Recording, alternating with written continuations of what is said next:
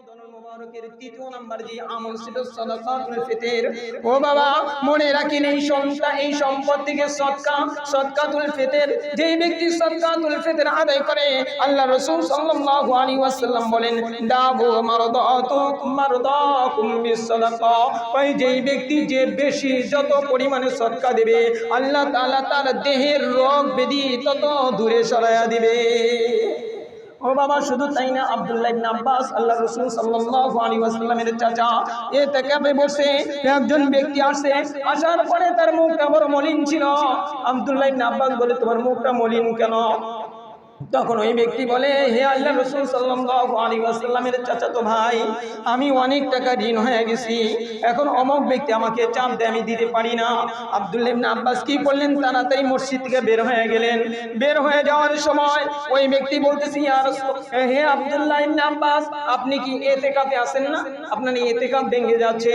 কই শোনো শোনো শোনো, এই যে কবরওয়ালা, এই যে নবী মুহাম্মদ, এই নবী মুহাম্মদ আমাকে বলেছে কই কোন ব্যক্তি যদি কোন মুসলমান কিংবা কোন ব্যক্তির উপকার করার জন্য চেষ্টা করে আল্লাহ তাআলা তাকে 10 বছর মসজিদে ইতিকাফ করলে যে সব আল্লাহ তাআলা তার আমলনামায় সেই সওয়াব লিপিবদ্ধ করে দেয়।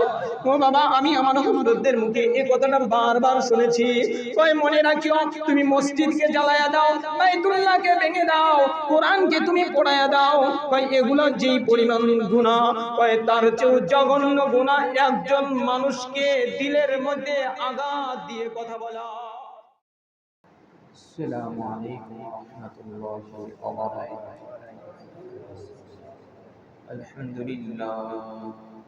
আলহামদুলিল্লাহি ওয়া কাফা ওয়া সালামুন আলা ইবাদিহিল্লাযীনা ইসতাফা। আম্মা বা'দু ফাআউযু বিল্লাহি মিনাশ শাইতানির রাজীম। বিসমিল্লাহির রহমানির রহিম।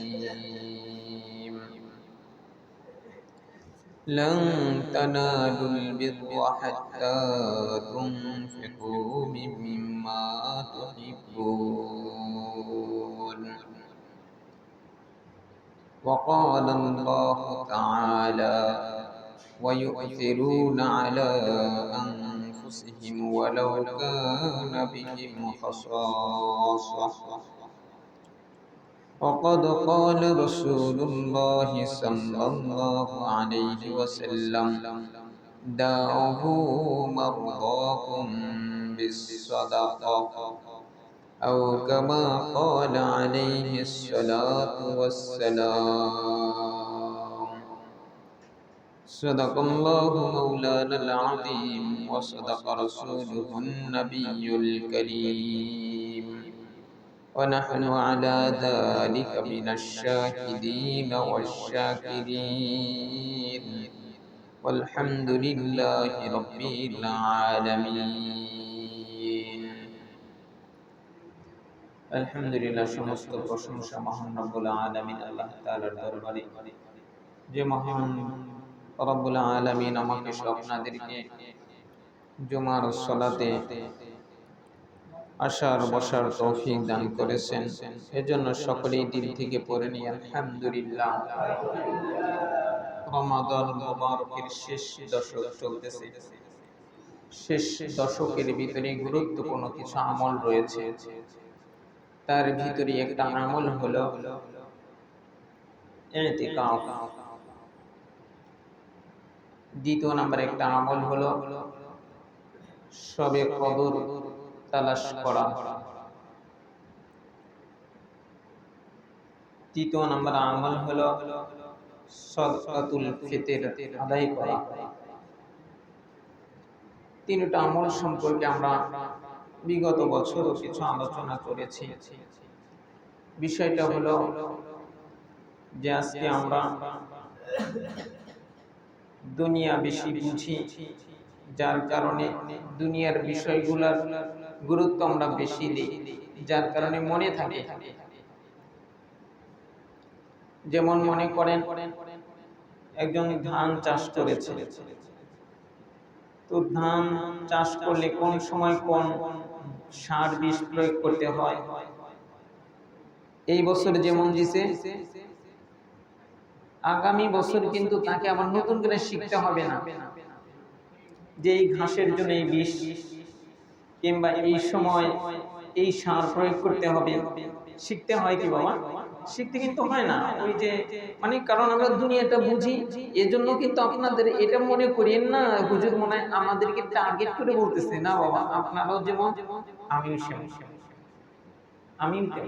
আমিও একজন কৃষকের সন্তান, তাই বুঝি।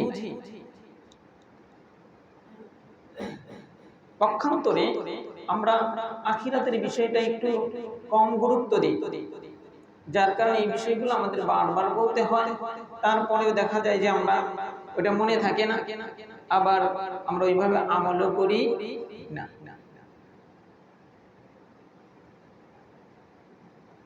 সবে কদর এটা গুরুত্বপূর্ণ একটা রাত্র। রাসূল করিম সাল্লাল্লাহু আলাইহি ওয়াসাল্লাম যখন বনী ইসরাঈলের এক ব্যক্তি নিয়ে কথা বলতেছিলেন,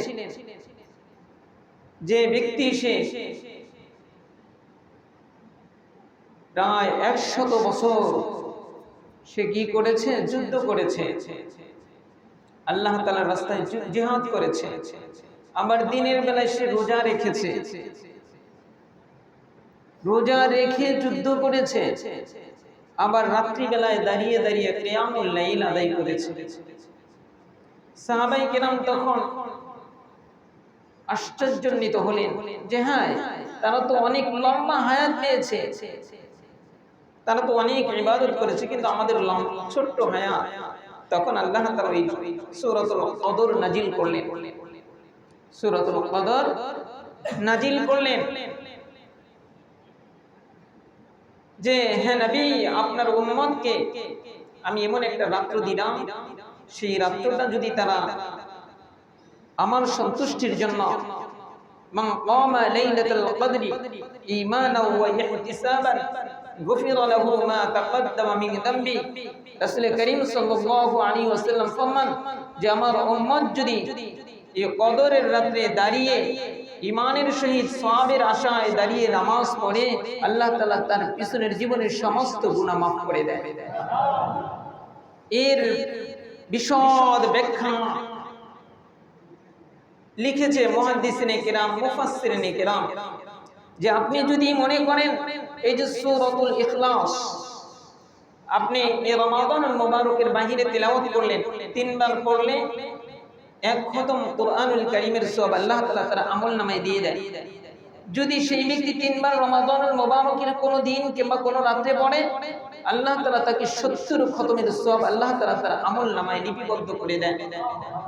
আর কেউ যদি এই সূরাতুল ইখলাস সহজ বিষয়টা, এই বেজর রাত চলে গেল, 2 দিন চলে গেল না, যে বেজর রাতগুলায় যদি কেউ সূরা ইখলাস 3 বার পড়ে, আল্লাহ তাআলা তার আমলনামায় 1000 মাস সূরাতুল ইখলাস, 1000 মাস যদি সূরাতুল ইখলাস সে কি করে পড়তেই থাকে, 3 বার করে পড়তেই থাকে, আর এক খতম কোরআনের সওয়াব লিপিবদ্ধ হতেই থাকে, কয় এরকম 1000 মাস করলে যে সওয়াব আল্লাহ তাআলা ওই রাতে একবার 3 বার যদি পড়ে সূরাতুল ইখলাস, আল্লাহ তাআলা তার আমলনামায় সেই সওয়াব লিপিবদ্ধ করে দেয়।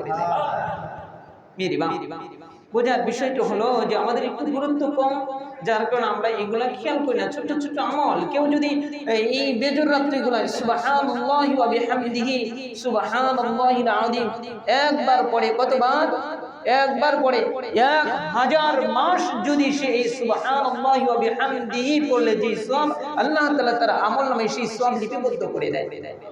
সেই শবে কদর নামের গুরুত্বপূর্ণ রজনী এখনো আল্লাহ তাআলা চাহে তো আমরা দুর্বল, আল্লাহ তাআলা চাহে তো আমাকে আপনাকে এই সামনের রাত্রিগুলাই দিয়ে দিতে পারে। 21 চলে গেল, 23 চলে গেল, 25 রয়েছে, 27 রয়েছে, 29 রয়েছে, হ্যাঁ, আমরা এই 3টা রাত কিছু হলেও কিছু সময় আধা ঘন্টা আমি সূরা ইখলাস 3 বার পড়ি, কিছু তাসবিহ পড়ি, কিংবা সূরা ফাতিহা একবার পড়ি, যে কোরআন তেলাওয়াত করতে পারি সে এক পারা কোরআন তেলাওয়াত করি, কেউ 2 রাকাত নামাজে দাঁড়িয়ে যায়। হ্যাঁ, আমরা কিন্তু এগুলো করতে পারি, কিন্তু হয়তো আমাদের 2টা দিন চলে গেল, 2টা রাত চলে গেছে, হয়তো আমরা ওইভাবে কিছু করতে পারি নাই। কিন্তু তারপরেও যদি নিয়তটা ঠিক করে কেউ যদি ইশার সালাত করে, তারাবির কিয়ামুল লাইল শেষ করে, বেতের শেষ করে কেউ যদি সুন্নত তরিকায় ঘুমিয়ে যায় যে আল্লাহ আমি তো বড় দুর্বল, আমি ওইরকম ইবাদত করতে পারলাম না, আল্লাহ সেহরি খেয়ে যেন আমি তোমার ফজরের সালাতটা আদায় করতে পারি, আর তুমি সারা রাত আমাকে কদরের সবটা দিয়ে দিবে। আল্লাহ তাআলা চাহে তো আল্লাহ তাআলা দিয়ে দিবে। যেমন আমি আমার মায়েদেরকে একটা আলোচনা সাপেক্ষে বলেছি, যেমন দেখেন তেলাওয়াতে সিজদা, অর্থাৎ কোরআনুল কারীমে কিছু আয়াত আছে যে আয়াতগুলো তেলাওয়াত করলে সিজদা দিতে হয়। কেউ যদি সিজদা না দেয় কি ক্ষতি, আর কেউ যদি সিজদা দেয় তাহলে কি লাভ? ভাই সিজদা দিলে লাভ হলো যে কোরআনুল কারীমের এই তিলাওয়াতে আয়াতের সিজদার যখন সিজদাটা আদায় করলো, আল্লাহ তাআলা কয় সিজদায় যাইতে দেরি রব তার কুদরতি হাত দিয়ে তার মাথা কি বুলায়া আদর করতে থাকে। আর কেউ যদি এই সিজদাটা না দেয় শয়তান খুশি হয়ে যায়, রব বেজার হয়ে যায়। শয়তান তখন বলে দেখ আমি একটা সিজদা না দেওয়ার কারণে আমার জীবনের সমস্ত গুনাহ আর সমস্ত নেকগুলো আল্লাহ তাআলা ধ্বংস করে দিয়েছে, তুই না কত সিজদা তোর উপরে ওয়াজিব হয় কিন্তু তুই সিজদা দিস না। শয়তান তখন খুশি হয়, রব তখন বেজার হয়। এখন মনে করেন আপনি এখানে দাঁড়িয়ে আছেন, যদি উদাহরণটা অন্যদিকে নিয়েন না, দাঁড়িয়ে আছেন, এইদিকে আপনার মা আর এইদিকে আপনার বিবি, আপনার বিবি টানতেছে আপনাকে, আপনার বিবি নিয়ে যাবে, আপনার মা বলতেছে না তুই আমার সন্তান আমার কাছে চলে আয়, কিন্তু আপনি কি বললেন? মায়ের দিকে না তাকিয়ে বিবি নিয়ে চলে গেলেন। মায়ের কেমন লাগবে?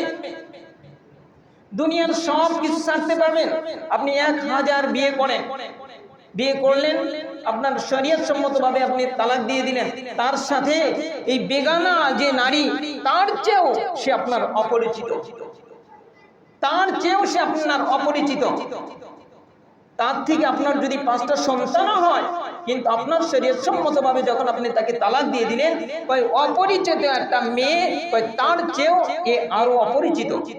কেন? এই অপরিচিত মেয়েটাকে আপনি কি করতে পারবেন? বিয়ের নিয়তে আপনি তাকে এক নজর দেখতে পারবেন। হ্যাঁ, সচরাচর সব জায়গায় না যে রাস্তাঘাটে যাকে দেখলেন তাকেই নিয়ত করে দেখলেন, এটা হবে না, কিন্তু তাকে আর দেখতেই পারবেন না আপনি, কারণ তাকে দেখলেই আপনার যে পিছনের যে ইতিহাস সেগুলো মনে হবে। কিছু ইতিহাস আছে যে ইতিহাসগুলা লোকের সম্মুখে ওগুলা বলা যায়, সেগুলো আপনার চোখে চোখে বাড়বে কোন সময় তার সাথে কি রোমান্টিক কাজ করেছি, এই কারণে সে তার চেয়েও অপরিচিত হয়ে যায়। কিন্তু তাকে নিয়ে আমি চলে গেলাম, এদিকে মাকে রেখে চলে গেলাম, বাবাকে রেখে চলে গেলাম, এই বাবা আর মায়ের কিরকম আঘাত লাগতে পারে। রব এই বাবা মায়ের চেয়েও তাকে যে রকম যেই পরিমাণ মহব্বত করে ভালোবাসে, তাই রবকে যখন একদিকে রেখে শয়তানের অনুকরণ করে, রব যে পরিমাণ তাকে ভালোবেসেছিল, রবের কুদরতি দিলে সেই পরিমাণ আঘাত লাগে। আমাদের বুঝার বিষয় এই সবে আমরা এই ছোট ছোট আমলগুলো করব। ইতিকাফ এটা গুরুত্বপূর্ণ একটা আমল, ইতিকাফ বুঝতে হবে। ইতিকাফ কাকে বলে এগুলা বলতে গেলে অনেক সময় লাগবে। তো যাই হোক, ইতিকাফ 3 প্রকারের হয়। একটা ইতিকাফ হলো ওয়াজিব ইতিকাফ, আর একটা হলো সুন্নাতে মুআক্কাদা, আর একটা হলো মুস্তাহাব। এই যে রমাদান মুবারকের শেষ দশকের যে ইতিকাফ, এটা হলো সুন্নাতে মুআক্কাদা আলাল কিফায়া, অর্থাৎ মহল্লার যে এই মহল্লা, আমরা তো আজকে সমাজ বুঝি, ইসলামী শরীয়তের সমাজ বলতে কিছু নেই। ইসলামী শরীয়তে মসজিদের আশপাশের যারা থাকবে তারা হলো মসজিদের মুসল্লি, তারা হলো মসজিদের প্রতিবেশী। কিন্তু আমাদের এই সমাজ ব্যবস্থায় এই বিষয়টাকে, এই বিধানটাকে ধ্বংস করে দিয়েছে। দেখবেন মসজিদের এই পাশের একজন ওই মসজিদের সে আওতাভুক্ত, ওই মসজিদের পাশের একজন এই মসজিদের আওতাভুক্ত। কিসের কারণে? যে দিল বাঁকা হয়ে গেছে, যার কারণে না, এটা জায়েজই নাই।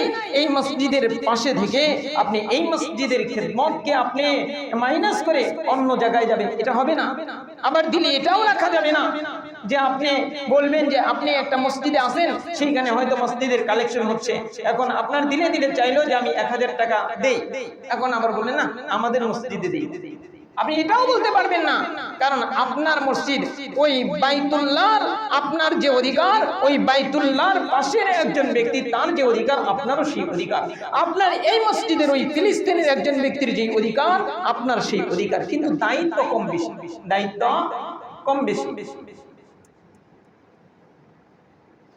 তাই এই যে একটা মসজিদের আওতাভুক্ত যারা থাকবে, তাদের ভিতর থেকে যদি কেউ এই সুন্নতে মুআক্কাদা আলাল কিফায়া ইতিকাফ যদি না করে, তাহলে সবাই গুনাহগার হবে, সবাই গুনাহগার হবে।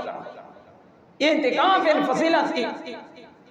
ইতিকাফের ফজিলত হলো যে কেউ যদি একদিন ইতিকাফ করে, কেউ যদি একদিন ইতিকাফ করে, আল্লাহ তাআলা কি করে, এই ব্যক্তির মাঝে আর জাহান্নামের মাঝে আল্লাহ তাআলা 3 খন্দক দূরত্ব বানিয়ে দেয়। কয় খন্দক? 3 খন্দক দূরত্ব বানিয়ে দেয়। সাহাবায়ে কেরাম বলেন, ইয়া রাসূলুল্লাহ, খন্দক কি? খন্দকের পরিমাণ কি? কিংবা 3 খন্দকের পরিমাণ কি? এক এক খন্দকের পরিমাণ হলো, এই জমিন থেকে আসমান যেই পরিমাণ দূরত্ব, এক খন্দক থেকে আর এক খন্দকের দূরত্ব হলো সেই পরিমাণ। মেরে বাপ, তাই ইতিকাফ এটা গুরুত্বপূর্ণ বিষয়, কিন্তু ইতিকাফ আমাদের সাধারণ বিষয়ে আমরা কি করি? ইতিকাফকে ভঙ্গ করি। মেরে বাপ, মনে রাখতে হবে, এই যে আমি একটা হাদিসের একটা অংশ বিশেষ আমি লিখে নিয়ে এসেছি। আল্লাহ তাআলা কি করে? প্রত্যেক দিন আল্লাহ তাআলা প্রতিদিন 5 জন ফেরেশতা নিয়োজিত করে। প্রতিদিন এই 5 জন ফেরেশতা 5টা জায়গায় নিয়োজিত করে। একজন ফেরেশতা মক্কায় বাইতুল্লাহ, আরেকজন মদিনায়, আরেকজন বাইতুল মাকদিসে, আরেকজন হলো যে এই আরেকজন যে আসে তার বিশাল বাহিনী থাকে, এই বাহিনীগুলো আসে হলো প্রত্যেকটা মুসলিমদের কবরস্থানে। প্রত্যেকটা মানুষের যেখানে যে যাকে দাফন করা হয়েছে, ওই কবরস্থানগুলা তার বাহিনী নিয়ে ওই কবরস্থানগুলায় আসে। আর 5ম নাম্বার ফেরেশতা আসে হলো প্রত্যেকটা বাজারে, তারও বিশাল বাহিনী থাকে। যে বাইতুল্লাহ আসে, সে এসে মানুষদেরকে লক্ষ্য করে বলতে থাকে যে যারা আল্লাহ তাআলার বিধানকে লঙ্ঘন করো, ফরজ বিধান, মনে রাখিও আল্লাহ তাআলার রহমতের চাদর তার থেকে উঠে যায়। বারবার ডেকে ডেকে বলতে থাকে। আর যে মদিনার মসজিদে আসে, সে ঘোষণা করে, হে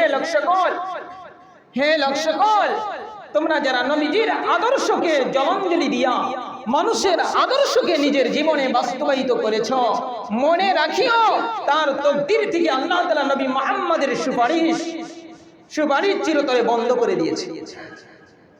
দেখেন, আপনি আমার জীবনের দিকে তাকান, আমি নবী মুহাম্মাদের আদর্শ আমার জীবনের উপরে কতটুকু আছে, আমার ফ্যামিলির উপরে আমার নবী মুহাম্মাদের আদর্শ কতটুকু আছে। তৃতীয় জন বাইতুল মাকদিসে যে ফেরেশতা নিয়োজিত থাকে, সেই ফেরেশতা ঘোষণা করতে থাকে, হে লোক সকল, মনে রাখিও যারা হারাম উপার্জন করে তাদের কোনো ইবাদত রব্বে কারীমের কাছে কবুল হয় না। আর যারা কবরস্থানে নিয়োজিত থাকে, তারা 2টা কথা বলে যে হে মানুষ, তোমরা যারা এই কবরের বাসিন্দা হয়ে গেছো, তোমরা কিসের কারণে লজ্জিত আর তোমরা কিসের কারণে ঈর্ষান্বিত? তখন বলে যে আমরা লজ্জিত হলো। আরেক হাদিসের ভিতরে আসছে যে আল্লাহ রাসূল সাল্লাল্লাহু আলাইহি ওয়াসাল্লাম ফরমান, জান্নাতীরা যখন জান্নাতের গেটে যাবে, তখন 3টা লাইন লেখা দেখবে। কয়টা লাইন? 3টা লাইন লেখা দেখবে। প্রথম লাইনে লেখা থাকবে লা ইলাহা ইল্লাল্লাহু মুহাম্মাদুর রাসূলুল্লাহ, প্রথম লাইনে লেখা দেখবে। দ্বিতীয় লাইনে লেখা দেখবে উম্মাতুন মুজনিবা রাব্বুন গফুর। দ্বিতীয় লাইনে বাবা লেখা থাকবে যে আমার উম্মত হলো গুনাহগার আর আমার রব হলো ক্ষমাশীল। তৃতীয় লাইনে বাবা লেখা থাকবে রাসূল করিম সাল্লাল্লাহু আলাইহি ওয়াসাল্লাম ফরমান, ওয়াজাদনা মা আমিলনা রাবিহনা মা কদ্দামনা খাসিরনা মা খালাফনা। এই দ্বিতীয় লাইনটা তৃতীয় লাইনটা লেখা দেখিয়া মানুষের চোখগুলো ওই তৃতীয় লাইনে আটকে যাবে। তৃতীয় লাইনের প্রথম অংশে লেখা থাকবে ওয়াজাদনা মা আমিলনা। রব তখন বলবে, ওই লেখায় তখন বলবে যে দুনিয়াতে যে আমল করেছে সবগুলা তোমরা পেয়ে গেছো। আর তালাও বলবে আমরা পেয়ে গেছি। কেমনে পেয়ে গেছি আল্লাহ তাআলা তখন বুঝাবে, যাও তুমি জান্নাতের অমুক বাগানে চলিয়া যাও। অমুক বাগানে চলিয়া যাবে, যাওয়ার পর দেখবে হরেক রকমের ফলের বাগান, ফুলের বাগান, দেখবে একটা ফলের গাছ, ওই গাছের গায়ে লেখা থাকবে তুমি অমুক দিন অমুক জায়গায় বসিয়া এই তাসবিহ পড়ছিলা, এই তাসবির বিনিময়ে আল্লাহ তাআলা তোমাকে জান্নাতের এই গাছের মালিক বানায় দিছে। তখন ওই বেচারা বারবার বলবে ওয়াজাদনা মা আমিলনা, আয় রব্বে কারীম আমি দুনিয়াতে যে আমল করেছি তা না সব পেয়ে গেছি। আবার কিছু দূর যায় দেখবে বিশাল একটা বালাখানা। ওই বালাখানার ভিতরে যখনই বাবা ঢুকবে দেখবে ওই বালাখানার ভিতরে 70,000 রং বেরঙের রুম থাকবে, 70,000 রুম থাকবে। ওই রুমের ভিতরে একটা রুমের ভিতরে যখন ওই জান্নাতি ঢুকবে, জান্নাতি ঢোকার পরে দেখবে এক একটা রুমের ভিতরে 70,000 খাটিয়া থাকবে। আবার ওই 70,000 খাটিয়ার উপরে এক একজন করে ঘুরে আয়না সেইখানে বসা থাকবে। আর ওই হুরে আয়নার এই কপালে লেখা থাকবে তুমি অমুক দিন নিশি রাত্রে গভীর রাত্রে উঠিয়া আল্লাহ তাআলার কথা স্মরণ করিয়া সিজদায় পড়িয়া তুমি দুইটা চোখের পানি ফেলাইছিলে এক ফোঁটা। ওই একটা ফোঁটার বিনিময়ে আল্লাহ তাআলা তোমাকে জান্নাতের এই বালাখানার এই 70,000 রুম বিশিষ্ট, 70,000 কামরা বিশিষ্ট, আবার ওই 70,000 কামরায় 70,000 তাকিয়া খাট বিশিষ্ট। আবার প্রত্যেকটা খাটকে আল্লাহ তাআলা একাই ছেড়ে দেয় নাই। আল্লাহ তাআলা খাটের যে সবচেয়ে সৌন্দর্যের যে বিষয়টা সেটা হলো স্ত্রী। আল্লাহ তাআলা প্রত্যেকটা খাটে একজন করে স্ত্রী সেইখানে বসায় রাখছে। রাখিয়াও ক্ষান্ত হয় নাই যে দেখো আমার নবী কিন্তু বলিয়া দিছে যে জান্নাতের ভিতরে লেখা থাকবে ওয়াজাদনা মা আমিলনা, তুমি যেই আমল করেছো ওই আমলের বিনিময়ে তুমি পাইয়া যাইবা। যখন দেখবে যে হুরের কপালে লেখা অমুক দিন তাহাজ্জুদের নামাজের সিজদার মধ্যে পড়িয়া চোখের পানি ছাড়িয়ে দিছিলা, আল্লাহ তাআলা এক ফোঁটা চোখের পানির বিনিময়ে আল্লাহ তাআলা তোমাকে বিশাল প্রাসাদের মালিক বানায় দিছে। ও বাবা, তারপরে ওই তৃতীয় লাইনের দ্বিতীয় অংশে লেখা থাকবে রবিহিনা মা কদ্দামনা, আয় রব্বে কারীম, আয় রব্বে কারীম আমি দুনিয়ার মধ্যে তোমার সাথে যেই ব্যবসা করেছিলাম, আরে ওই ব্যবসায় আমি কত লাভবান হয়ে গেছি। তখন বলবে যে কেমনে লাভবান হইছস? কয় আমি একবার সুবহানাল্লাহ বলছি দুনিয়ায়, তুমি একটা গাছ দিছ, তুমি জান্নাতি একটা বাগান বানায় দিছ। কিন্তু আয় রব্বে কারীম আমি যে দুনিয়ার ভিতরে তোমার ঘরকে সুন্দর করার জন্য, তোমার কোরআনের আলোকে জ্বালানোর জন্য আমি আমার মাল থেকে যেটা ব্যয় করে আসছি আল্লাহ, আমি একদিন 10টা টাকা দিছিলাম, তুমি ওই 10টা টাকার বিনিময়ে তুমি আমাকে কি করছো? তুমি আমাকে বিশাল বিশাল প্রাসাদের মালিক বানায় দিছ। তখন বলবে যে রব্বে কারীম আমি তো অনেক লাভবান হয়েছি, হাই কি করছি আমি আমার সম্পদ কেন আরো বেশি ব্যয় করলাম না? তখন তৃতীয় লাইনে লেখা থাকবে খসিরনা মা খালাফনা, আল্লাহ দুনিয়াতে যেই সম্পদটা আমি রাইখে আসছিলাম ওর জন্য আমি আরো ক্ষতিগ্রস্ত হয়ে গেছি। কই কেমনে ক্ষতিগ্রস্ত হইছ? কই আমি ক্ষতিগ্রস্ত হইছি আমি যেই সম্পদটা আমি আমার সন্তানদের জন্য জমায়ে রাইখে আসছিলাম, আমার সম্পদটা আমার সন্তানটা হালাল কাজে ব্যয় করে নাই। আমার এক একটা পয়সা বাবারে আমি হয়তো 2 থেকে 3 জমা আগে কিন্তু বাবা বলেছিলাম মনে রাখিয়েন সন্তানদেরকে, বদ সন্তান আল্লাহ রাসূল সাল্লাল্লাহু আলাইহি ওয়াসাল্লাম ঘুণ পোকা বলেছে।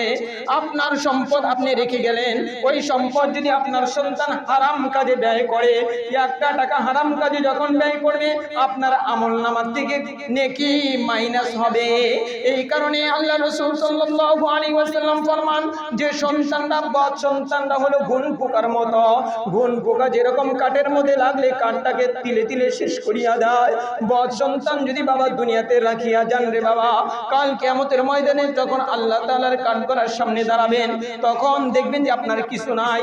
তখন রবকে আপনি বলবেন আল্লাহ আমি না তাহাজ্জুদের সালাত করছি, আমি না রমাদানুল মুবারকের সিয়াম সাধনা করছি, আমি না কোরআন তিলাওয়াত করছি, গুলা কই? তখন বলবে তুমি এমন একটা সন্তান দুনিয়াতে রাইখা আসছিলাম যেই সন্তানটা তোমার অবহেলার কারণে আমার নাফরমানি করছে, কয় তোমার অবহেলার কারণে তোমার সন্তান যতগুলা নাফরমানি করছে ওই পরিমাণ তোমার আমল কি হইছে, মাইনাস হইছে। মাইনাস হইতে হইতে তোমার আমল নামায় আর কোনো আমল বাকি নাই। ও বাবা, তাই মনে রাখেন এই রমাদানুল মুবারকের তৃতীয় নাম্বার যে আমল ছিল সাদাকাতুল ফিতর। ও বাবা, মনে রাখেন এই সম্পদ থেকে সদকাতুল ফিতর, যেই ব্যক্তি সদকাতুল ফিতর আদায় করে, আল্লাহ রাসূল সাল্লাল্লাহু আলাইহি ওয়াসাল্লাম বলেন, দাবু মারদাকুম বিসসাদাকা। ওই যেই ব্যক্তি যে বেশি যত পরিমাণে সদকা দেবে, আল্লাহ তাআলা তার দেহের রোগ ব্যাধি তত দূরে সরাইয়া দিবে। ও বাবা, শুধু তাই না, আব্দুল্লাহ ইবনে আব্বাস আল্লাহ রাসূল সাল্লাল্লাহু আলাইহি ওয়াসাল্লামের চাচা ইতিকাফে বসে একজন ব্যক্তি আসে, আসার পরে তার মুখটা বড় মলিন ছিল। আব্দুল্লাহ ইবনে আব্বাস বলে, তোমার মুখটা মলিন কেন? তখন ওই ব্যক্তি বলে, হে আল্লাহ রাসূল সাল্লাল্লাহু আলাইহি ওয়াসাল্লামের চাচাতো ভাই, আমি অনেক টাকা ঋণ হয়ে গেছি, এখন অমুক ব্যক্তি আমাকে চাপ দেয়, আমি দিতে পারি না। আব্দুল্লাহ ইবনে আব্বাস কি করলেন, তাড়াতাড়ি মসজিদ থেকে বের হয়ে গেলেন। বের হয়ে যাওয়ার সময় ওই ব্যক্তি বলতেছি, হে আব্দুল্লাহ ইবনে আব্বাস, আপনি কি ইতিকাফে আছেন না? আপনার ইতিকাফ ভেঙে যাচ্ছে। কই, শোনো শোনো শোনো, এই যে কবরওয়ালা, এই যে নবী মুহাম্মদ, এই নবী মুহাম্মদ আমাকে বলেছে, কই কোন ব্যক্তি যদি কোন মুসলমান কিংবা কোন ব্যক্তির উপকার করার জন্য চেষ্টা করে, আল্লাহ তাআলা তাকে 10 বছর মসজিদে ইতিকাফ করলে যে সব আল্লাহ তাআলা তার আমলনামায় সেই সওয়াব লিপিবদ্ধ করে দেয়। ও বাবা, আমি আমার হুজুরদের মুখে এই কথাটা বারবার শুনেছি। কই, মনে রাখিও, তুমি মসজিদকে জ্বালায়া দাও, বাইতুল্লাহকে ভেঙে দাও, কোরআনকে তুমি পোড়ায়া দাও, কই এগুলো যেই পরিমাণ গুনাহ, কই তার চেয়েও জঘন্য গুনাহ একজন মানুষকে দিলের মধ্যে আঘাত দিয়ে কথা বলা। এই কারণে আল্লাহ রাসূল সাল্লাল্লাহু আলাইহি ওয়াসাল্লাম ফরমান, কই তুমি মুসলমানের সাথে যদি একটু সুন্দরভাবে কথা বলো, কই এটাও একটা সদকা। তাই বাবারে, দেখেন মানুষের সেবা এটা অনেক বড় গুরুত্বপূর্ণ বিষয়। আরে ওই উতিরুনা আলা আনফুসিহিম ওয়ালাউ কানা বিহিম খাসাসা, এই আয়াতটা যখন নাজিল হয়, এই নাজিলের প্রেক্ষাপটে কয়েকটা শানে নজুল আসছে। একটা শানে নজুল হলো, এক সাহাবী কি করছে, একটা বকরি জবাই করছে। বাবা, বকরি জবাই করার পরে এখন দেখতেছে মাথার অংশটা আমার ওই গরিব প্রতিবেশীকে দিয়া দেই। ওনাকে যখন দিয়া দিছে, উনি যখন পাইছে তখন বলতেছে, বিবিরে হয়তো আমরা 2 দিন যাবত না খাওয়া ওই খেজুর আর পানি খাচ্ছি, আমাদের এটা আমরা হকদার, কিন্তু আমার চেয়ে ওই যে আমাদের বাগানের ওই পাশে আরেকজন গরিব, কয় সে মনে হয় বেশি হকদার, কয় তার কাছে দিয়ে আসছে। সে আবার আরেকজনকে দিছে। ঘুরতে ঘুরতে যার ছাগল জবাই করছে সেই ব্যক্তির কাছে মাথাটা গিয়া পৌঁছাইছে। তখন আল্লাহ তাআলা আয়াত নাযিল করছেন, ওয়ায়ুতিরুনা আলা আনফুসিহিম ওয়ালাউ কানা বিহিম খাসাসা। আরে নবী মুহাম্মাদের সাহাবায়ে কেরামের গুরুত্বপূর্ণ বৈশিষ্ট্য হলো যে তারা কি করে, নিজেদের চেয়ে অপরকে প্রাধান্য দেয়। ও বাবা, তাই মনে রাখেন নিজের সম্পদ থেকে আরে একজন ব্যক্তি কি করছে, একজন ব্যক্তি সুন্দর একটা পোশাক পরছে, সুন্দর পোশাকটা পরিয়া মাঠে গেছে। মাঠে যাওয়ার পরে দেখে একজন ব্যক্তি তার দিকে বারবার তাকায়, কিন্তু তার পোশাকটা ছিল বড় সেরা। আরে কি করছে, সে কি করছে, ওই বেচারাকে ডাকে অন্য জায়গায় নিয়া নিজের পোশাকটা তাকে পরাইয়া দিছে। ওই রাত্রেই স্বপ্নের যোগে আল্লাহ তাআলা নবী মুহাম্মদকে দেখায় বলতেছে, ও অমর, তুই জান্নাতে আমার সঙ্গী হইয়া যাবি। ও বাবা, তাই আশপাশের গরিব মানুষকে নিজের লুকায় হলেও নিজের সদকাগুলা, নিজের সাধারণ দানগুলা পৌঁছায় দিবেন। এই যে মসজিদ, এই মাদ্রাসায় বাবারে যা দিবেন, মনে রাখেন এটাই কিন্তু কাল কিয়ামতের ময়দানে বড় করে দেখতে পাবে। এই মেরে বাপ, এই রমাদানুল মুবারকের গুরুত্বপূর্ণ আমল সেটা হলো সদকাতুল ফিতর। আমরা সদকাতুল ফিতর কি পরিমাণ, এটা ইসলামিক ফাউন্ডেশন থেকে ধার্য করেছে। সর্বনিম্ন এটা কি কি দ্বারা আদায় করে, কতটুক আদায় করা যায়, সর্বনিম্ন কতটুক, সর্বোচ্চ কতটুক, এবং তার চেয়েও বেশি দেওয়া যায় কিনা, এগুলো বিশদ আলোচনা আছে। তো সর্বনিম্ন 110 টাকা ধার্য করেছে। তো আমরা ঈদগাহে যাওয়ার আগেই এই সদকাতুল ফিতরটা গরিব অসহায় এদের মাঝে বিলি করব। আল্লাহ তাআলা আমাকে আপনাদের সকলকে এই কথাগুলো দিন দিয়ে বুঝে আমলের তৌফিক দান করেন।